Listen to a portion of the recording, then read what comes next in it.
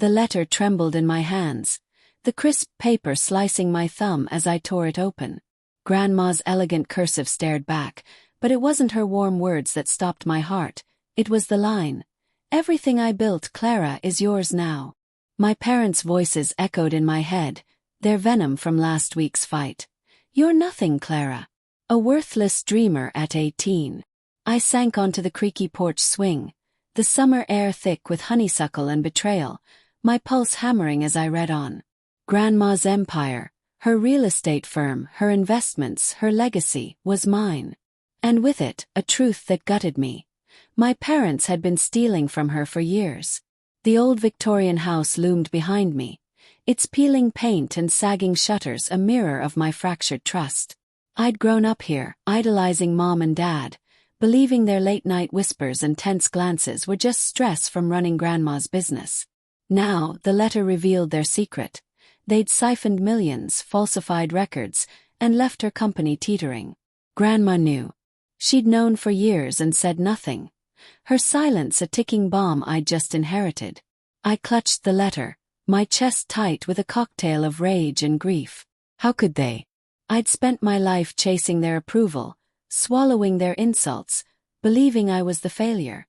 The porch creaked as I stood, the wood groaning like my own resolve. Inside, Mom was in the kitchen, humming over a pot of stew, the clink of her spoon against the pot too cheerful, too normal. Dad sat at the table, scrolling on his phone, his glasses glinting under the fluorescent light. The domestic scene felt like a lie, a stage set for a play I no longer believed in. "Clara, dinner's almost ready," Mom called, her voice syrupy. "You okay out there?" I stepped inside, the letter crumpled in my fist. "Why didn't you tell me about Grandma's will?" My voice was steady, but it felt like screaming. The air shifted, heavy with unspoken truths. Mom's spoon froze mid-stir, and Dad's phone clattered to the table. "What are you talking about?" Dad's tone was sharp, but his eyes darted to Mom, a silent plea. I knew that look. Years of watching their hushed arguments had taught me to spot their cracks. I held up the letter, my hand shaking. "She left me everything. The company, the accounts, all of it. And she wrote about what you did." My voice cracked, betrayal spilling out. "You stole from her. From us." Mom's face crumpled, but it wasn't guilt, it was panic. "Clara, you don't understand. We were protecting you. Protecting me." I laughed, bitter and raw. "You called me worthless. You made me think I was nothing, while you were draining her legacy." My throat burned, tears pricking my eyes. I wanted to hate them, but love clung stubbornly, muddying my anger with memories of Mom's lullabies and Dad's rare, proud smiles. Dad stood, his chair scraping the linoleum.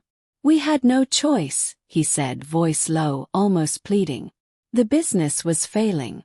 We took what we needed to keep it afloat, to keep you fed." I stepped closer, the letter a shield. "You lied to her. Me. You let me think I was the problem." My voice broke, and I hated it. Hated how small I still felt under their gaze.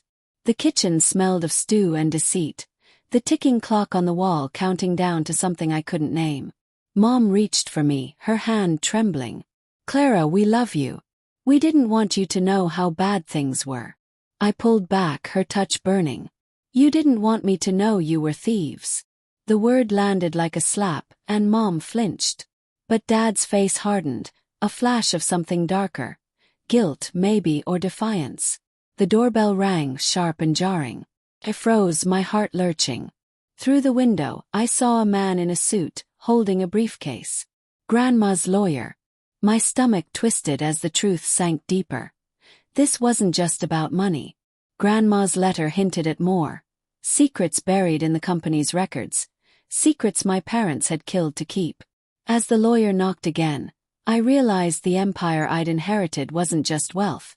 It was a weapon. And the war with my parents had just begun.